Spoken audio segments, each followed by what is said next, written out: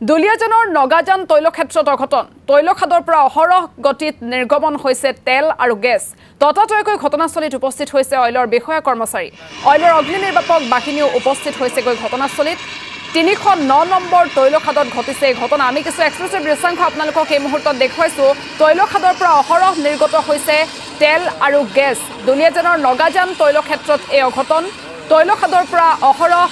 গতিত নিৰ্গমন হৈছে তেল আৰু গেছ ততাতৈয়াকৈ ঘটনাস্থলীত গৈ উপস্থিত হৈছে অইলৰ বিষয়া কৰ্মচাৰীসকল অইলৰ অগ্নি নিৰ্বাপক বাহিনীও গৈ উপস্থিত হৈছে ঘটনাস্থলীত ৩০৯ নম্বৰ তৈলখাদত এই ঘটনাটো সংঘটিত হৈছে আৰু এই ঘটনা সংঘটিত হোৱাৰ পাছতে এক হাহাকাৰময় অৱস্থা এক আতংকময় পৰিস্থিতিৰ সৃষ্টি হৈছে আমি ইতিমধ্যে উল্লেখ কৰিছোঁ অইলৰ বিষয়ববীয়াকৈ ইতিমধ্যে উপস্থিত হৈছে অগ্নি নিৰ্বাপক বাহিনীৰ দলো গৈ উপস্থিত হৈছে ঘটনাস্থলীত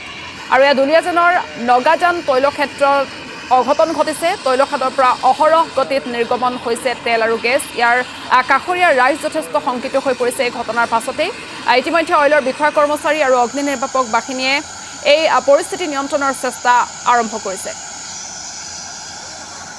আমি কিছু পৰিৱেশ আপোনালোকক দেখুৱাইছোঁ তৈলখাদৰ পৰা অহৰহভাৱে নিৰ্গত হৈছে তেল আৰু গেছ যথেষ্ট এক আতংকময় পৰিস্থিতি প্ৰণৱজিৎ বৰা আমাৰ সৈতে ফোনলাইন যোগে সংযুক্ত হৈছে প্ৰণৱজিৎ বৰা কেনেকৈ ঘটনাটো সংঘটিত হ'ল আৰু পৰিস্থিতি নিয়ন্ত্ৰণ কৰিবৰ বাবে কেনেধৰণৰ ব্যৱস্থা বৰ্তমান গ্ৰহণ কৰা হৈছে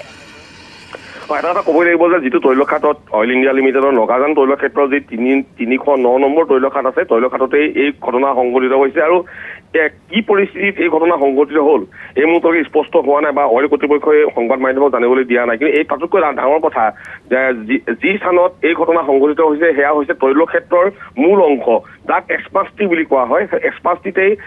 খাৰুৱা তেল আৰু প্ৰাকৃতিক গেছ নিৰ্গমন ঘটনা সংঘটিত হৈছে আৰু যথেষ্ট ভূগৰ্ভৰ পৰা এই তেল আৰু গেছ নিৰ্গমন ঘটনা সংঘটিত হৈছে যথেষ্ট চাপ আছে আৰু চাপ বৃদ্ধি হোৱাৰ ফলত অইল কৰ্তৃপক্ষই কিছু গেছ নিৰ্গমন বন্ধ কৰিবলৈ বা তেল নিৰ্গমন বন্ধ কৰিবলৈ কিছু তেওঁলোকৰ অসুবিধা হৈছে কিন্তু এইখিনি এটা ক'বই লাগিব অইল ইণ্ডিয়া লিমিটেডৰ যিসকল বিশেষজ্ঞ আছে